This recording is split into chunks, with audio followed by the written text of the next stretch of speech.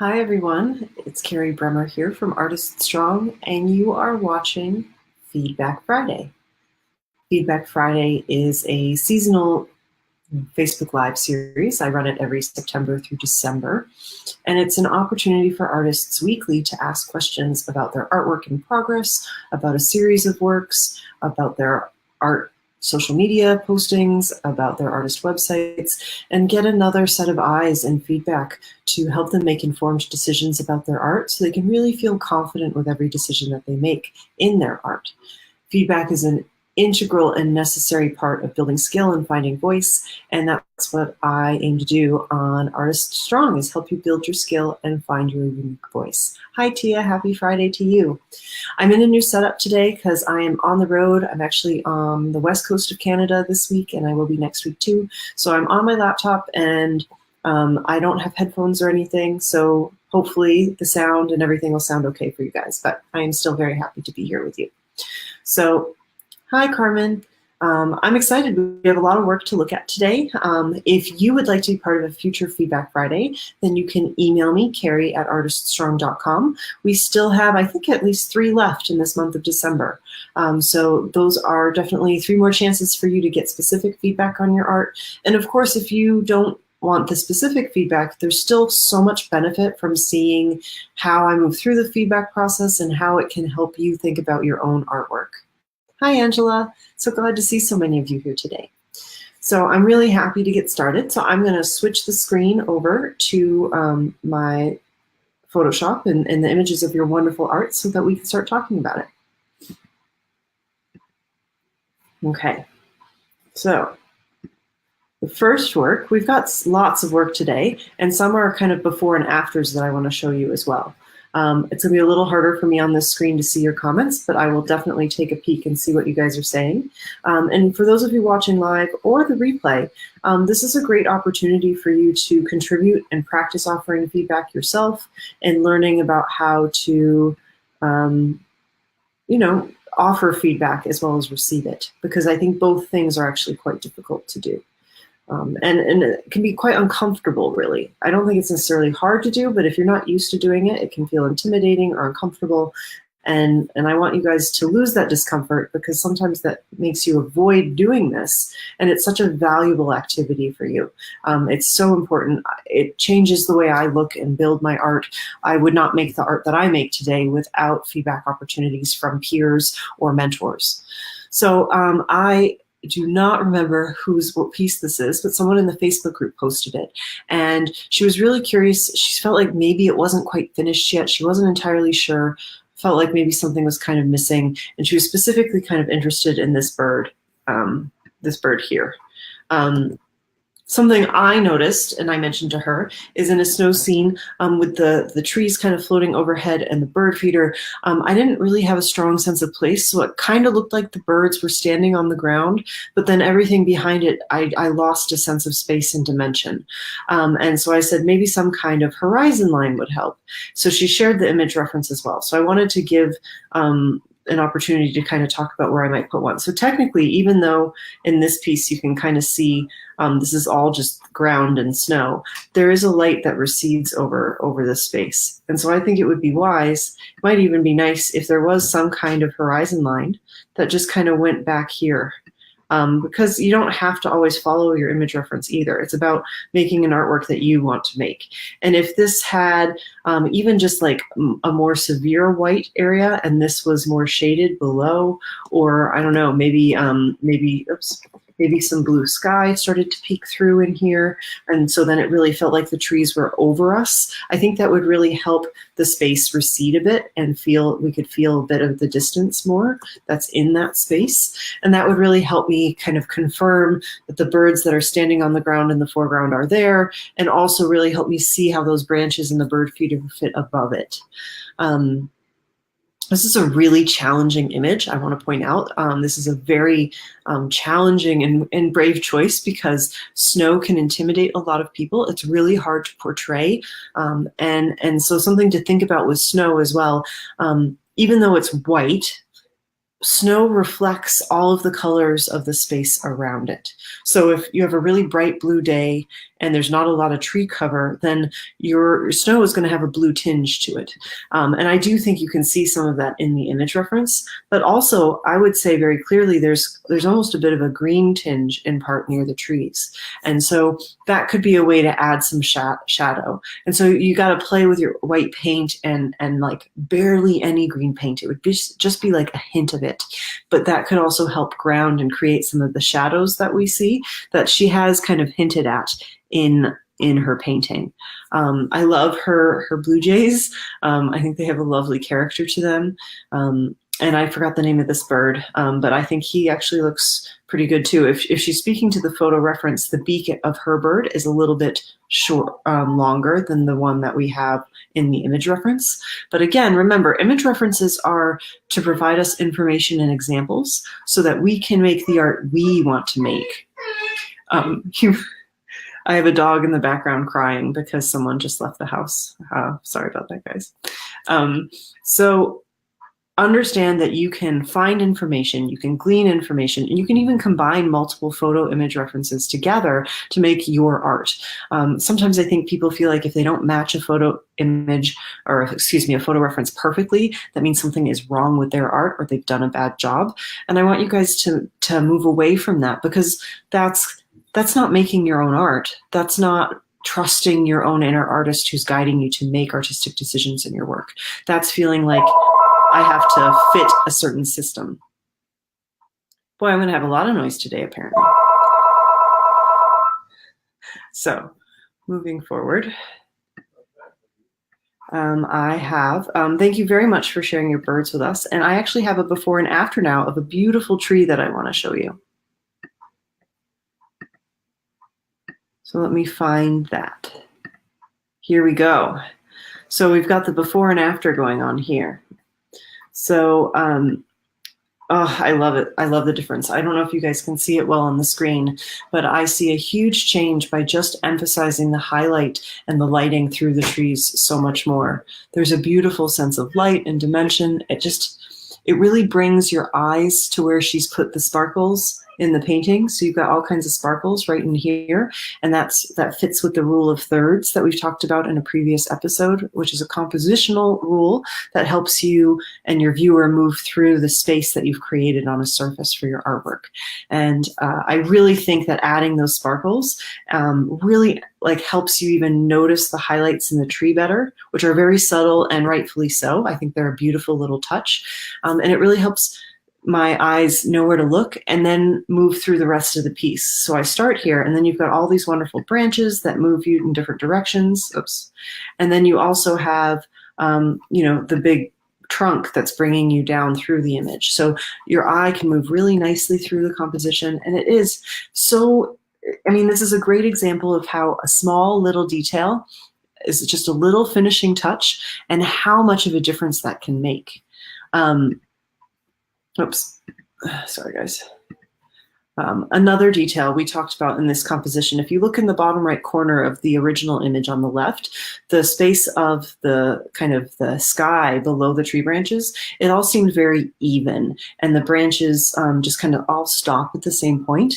And that looked weird because there were so many other sections of the tree that were so organically, the shapes are organic and curling.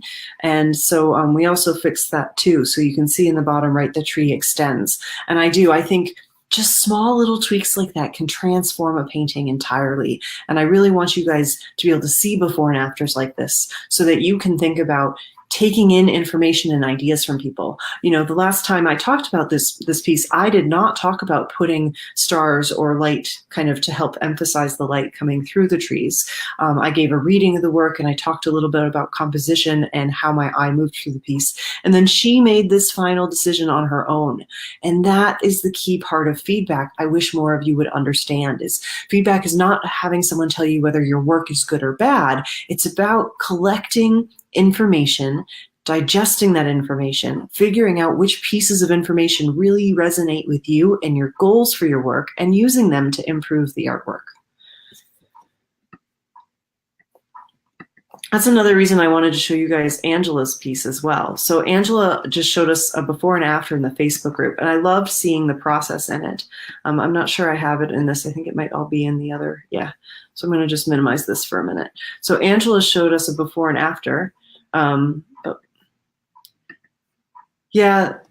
Karen says, thank you. Carmen says, I love it. And Angela says, this is awesome. Yeah, I mean, you guys, there's so much wonderful work in this community, and I'm so grateful you all share it with me and share it with each other in this space. So I really, again, back to Angela here, this is a beginning layout for a piece. And I love this too, because so many people, when they start out making art, they think that their first layer has to be their last. And whatever mark they first put on the surface, well, that one has to be the best because you only put one layer down. But that is not how art works. It doesn't matter whether you work in an abstract way or if you're a portrait artist. A lot of artwork and a lot of media that you work in, for example, oil or acrylic paint, require lots of layering to help you build up and create the shape or form you want or the abstract impressions that you're looking to create. So look at that. And then I want to show you her after. So here we got it. So you can see, look at the difference. I'm going to go back and forth real quick. So here's the before and here's the after. Here's the before and here's the after. I also wanted to note this because Angela said that, I'm going to read what she says on the screen here. My painting is done and I'm very excited because it just sold from posting pics of my progress on my Facebook page. Thank you guys very much for your feedback and input. Sharing that journey, sharing her work, sharing the process, and then being able to share it in the Facebook group and get feedback and ideas, all of that helped Angela not only make a work, but selling is part of what she does with her art too, and the piece sold. How cool is that? So understand that sometimes we feel like we can only show the shiny, clean, like finished image, but when we do that, we remove the opportunity for other people to engage and be part of the journey with us. And that's actually a really valuable and important part of art marketing. It's not about trying to be salesy and trying to trick someone into buying your artwork. No one wants to do that. We want people to share and connect with the journey that we take as artists to create our artwork, and sharing progress and even getting feedback from peers or people who enjoy your work. All of that can make viewers feel like they're part of making the artwork and thus want to invest in your work. And sharing those progress and stages is a really great way to get feedback at the right time for yourself and also let people participate in that journey. I saw my comments move here, so I want to check and see. Karen says, I love the boldness. Yeah, me too. Okay, so I've got two other pieces. So Carmen says, I haven't touched this lady since 2 weeks ago. I want to finish her, but now it seems to me like her shoulders maybe not wide enough, her ears misplaced. I'm not quite sure. I'd really like you to review it on Friday. So let's get her up on Photoshop here. Oops, Tia, I've got a few of your images here. You're next, my dear. Okay. First off, I love this pose. I love the colors being used in this, and I love that fan. Again, beautiful use of rule of thirds. So we cross this off, right? We make a rule of thirds hashtag across the image, and I'm doing this with my fingers, so I'm not being super focused, but look at how well the hand and this fan fit kind of right in that intersection. So it really keeps us down in that lower quadrant, but then her head is also fitting within the opposite quadrant. And I think that's just leads to a really nice composition. The color choice in here is excellent right now. So colors have, I don't know how many of you know about color theory, but it's basically talking about relationships of color and pigment and how they work together to help us create the artwork we create. And so colors, there's a color wheel, and that's one way to look at color relationships and understand how to mix colors.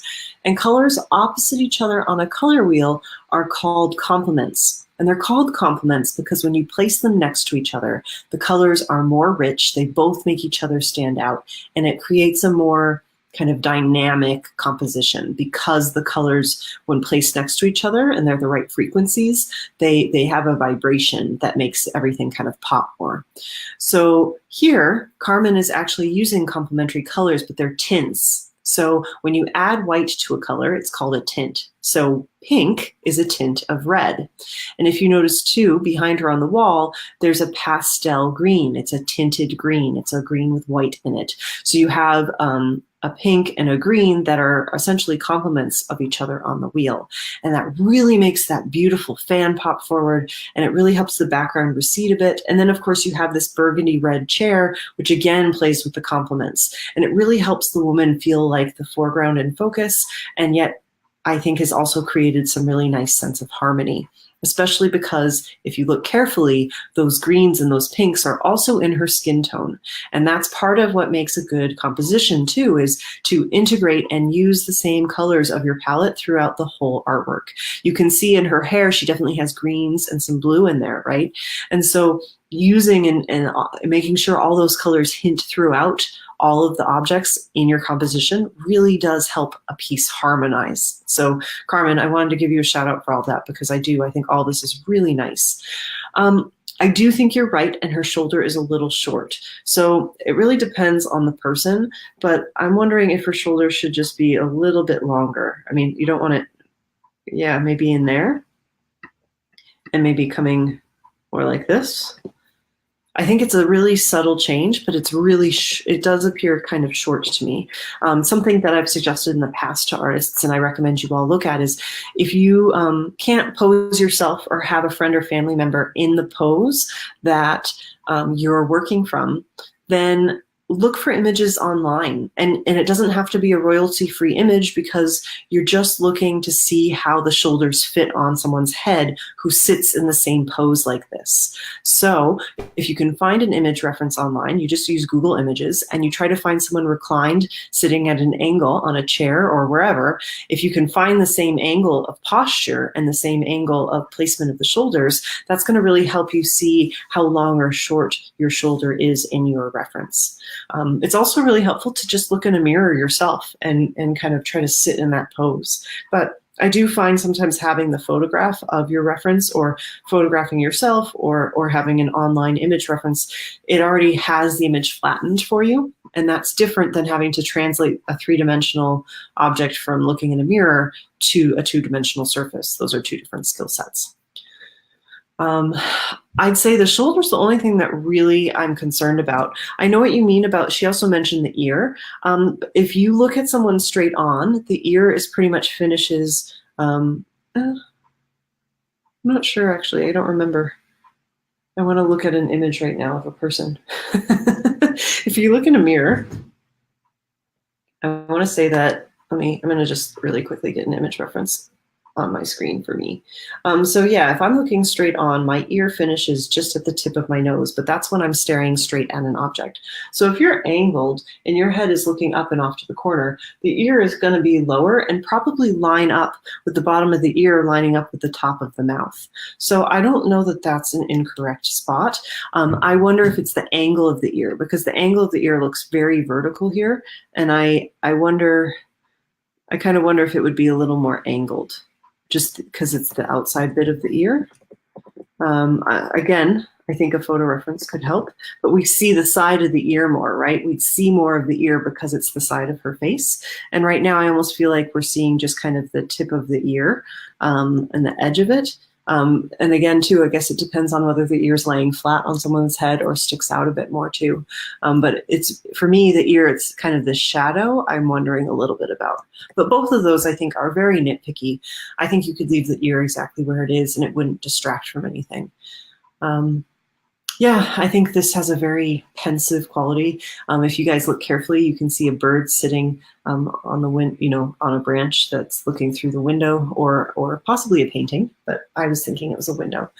And yeah, Carmen, I really think this is beautiful. Karen says, I think just the earring. That's also a really good point, because the earring, if it's a dangly earring, it would dangle this way, right, because of gravity. And what it looks like right now is that it's curling towards the neck, like it's a curled object. So that could be actually a perfect way to help create that sense of kind of space and I guess help place us in the space more. That's a really good point, Karen. Thank you for sharing. Carmen says it is a window, not a painting in the background. Yeah, I thought so. So, Carmen, I hope this gives you some feedback and ideas and inspiration to finish this work. Your mark making's lovely. I'm obsessed with the fan and how you have the hand holding the fan. Karen says it's gorgeous, Carmen. I totally agree. And I do hope you'll share and keep working on this beautiful painting. And now I'm very happy to show you work that Tia shared with us a couple weeks ago now, I think. So I wanted to show you a couple versions. So this is a version of the piece that she shared with us a few weeks ago. And when I first read it, I talked about how, it reminds me of flowers a little bit. And then when I look more carefully, I definitely see jellyfish, and it feels like I'm moving through seaweed. And I love, again, Tia has kind of this signature style where she incorporates a border and plays with edges of the border. And I really love how she does that with this. So we have this image. And we talked about a little more dimension possibly, or more values added. So she had two versions of the piece, and I wanted to show you both stages. So here she added kind of some more of that darker green and seaweed. And so you can really see the values. Even if I don't change this image to black and white, you can see that there's steps of white, many steps of gray to a darker, almost black. And I think that's really useful and really adds some depth and dimension to the piece. And again, remember, these are choices that you can make as an artist, and you can decide if that's what you want in a piece. But typically speaking, having many steps of value from light to dark in any composition helps an artwork be stronger, especially when you have objects that are referencing life in some way. It helps create a sense of dimension and a sense of form, which is a sense of three-dimensional shape. Here, she decided to go a whole nother level and do actually some kind of masking and shadows, or not shadows, blazing of greens in the bottom too. And if you look carefully there, that's really created a sense of, like before, I didn't have any sense of height. I had a sense of depth, that things were receding into the distance in this one. So I'll go back with the color here. I really felt like there was kind of ground, and there was almost a horizon line of sand on the bottom, and I could feel things moving into the distance. And yes, there's movement and height because of the long kind of strings of seaweed. But by doing this, I think you guys can see it really creates a feeling like there's light shining down through the water, and it starts to fade and dissipate as it gets darker and darker and lower and lower in the water. So I think that's a really interesting, this is a significant change to me, comparing these two on the screen currently, or even comparing this one to this one. Personally, in some ways, I'm very drawn to this particular image because I love how she still has a lot of the white showing in between the bordered edges, and how it really lets some of these beautiful curvy marks show through on the surface. And those dark greens and the twirling and ribbon-like quality to it, I think, is quite beautiful. And that becomes part of the focus to me. And I think that pairs well with this idea of these like floating in the water jellyfish and the way that jellyfish move. I feel like all of that fits together well. In this image, I think I feel a little more stationary, and it's because of that kind of glazing of the color, and it's somewhat symmetrical. And so it's kind of centers things a bit. And when you center stuff in a composition, that slows down the movement. It doesn't have as much motion in it when you center things. So I don't know if you guys can see what I'm talking about, or if you have that feeling, but that's some of what I read in these. They're beautiful, Tia. I love what you do. I think you do have a unique style that's really starting to show through in your work. And I'm so very grateful that you share this work with us, because it's lovely, and there's so much to learn from all of the steps that you guys take in your work. Karen said, back to Carmen's, that someone else mentioned the earring maybe in the Facebook book. She just thought we should talk about it too. So that covers several of you today. And I want to just switch my screen back and talk to you briefly for a minute about some things coming up on Artist Strong before we wrap up and get ready for next week's. Tia, you're very welcome. Okay, so I do this feedback. Karen says, beautiful, Tia.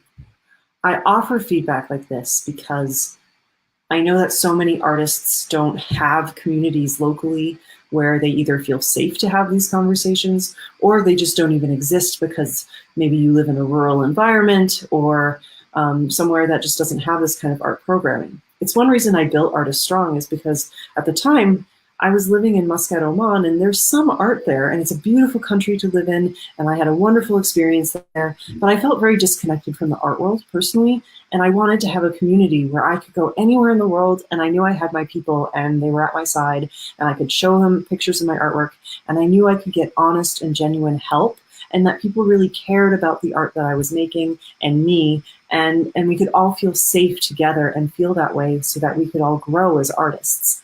And that's also why Artist Strong's here. It's why I offer Feedback Fridays like this, because I want more of you to see what safe feedback can feel like.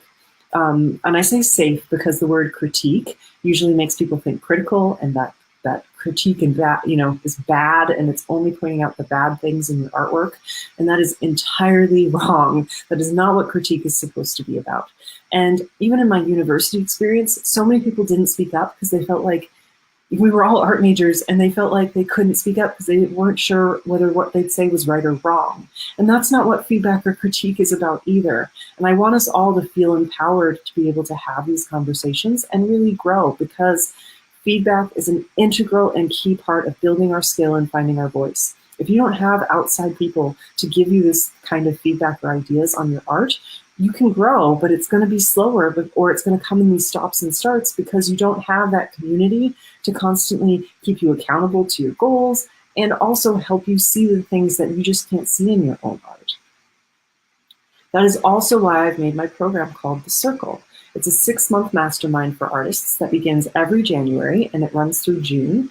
And it's an opportunity for artists to have this kind of community connection in a safe space with special people. And that's why it's called The Circle. We stand side by side, shoulder to shoulder. No one's in charge. We're all there together working on our art.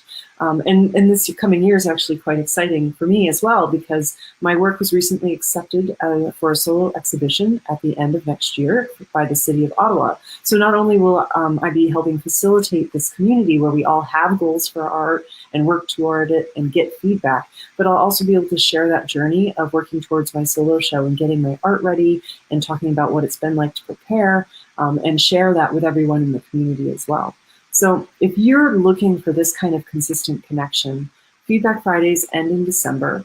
And again, they don't start again until next September. So if you want this feedback, if you want to feel this kind of community connection, if you want to be able to connect with people who understand what it means to put yourself out there and feel like you wear you're wearing your whole heart on your sleeve because your art is your heart, and you want to learn and grow, but you can still feel this like sensitivity or vulnerability around it, because what if someone just says, I hate it, or it doesn't look good?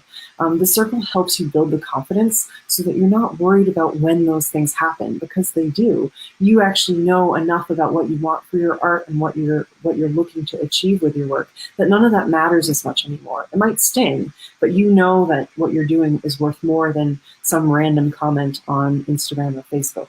And I want you guys to see that. I don't want you to look on Instagram and see someone's curated feed and think, oh, I wish that was my Instagram feed and I wish that was my art life. I want you to find the art life that you want for yourself. And The Circle is a wonderful way to help you do that. So if you're interested and you've been thinking about it, be sure to sign up before December 16th, because I have a special offer right now. And if you sign up before the 16th, I have a special bonus called Podcasts While Painting. It's a special curated list of dozens of podcasts. There's probably 40 to 50 hours in there. I'm going to add more podcasts actually before I release it again this year. And it's an opportunity for you to have curated listening while you make your art that relates to all the content and all the conversations we have inside The Circle about achievement, about setting goals for your art, about figuring out whether art, how do you sell without feeling salesy? How do you find your voice? How do you move through feeling block or listening to that really loud inner critic? There's just so much content that's available through Podcasts While Painting, and it's so fun once you know what you're making. How nice to have it in the background while you're working on your art. So if you want that bonus, you have to sign up before December 16th. And if you're not sure whether The Circle is right for you, please email me. Let's talk. My email is carrie@artiststrong.com. I want to make sure the right people are in this program. I don't say it to everyone. I want the right people to sign up, because I want people who want to be there who will get the results. So if you are curious and you have this little inkling that The Circle might be a good fit for you, This is me telling you it is, and I want you there. I want you to be part of the community, join the dozens that are already signed up, and yeah, I look forward to seeing you inside the program in 2019. I will make sure the link to the circle is in the comments after this video posts, but you can go to artiststrong.com/the-circle, and you'll learn all about it there. So thank you guys again for being here, for being part of this community. And if, again, we have a few more Feedback Fridays. So if you're looking for feedback on your art, email me your work or private message me through the Facebook page, Becoming Artist Strong, and I will use your art in a future Feedback Friday. Thank you all for joining me live, who can, and for all of you who watch this replay. I am very grateful to you too.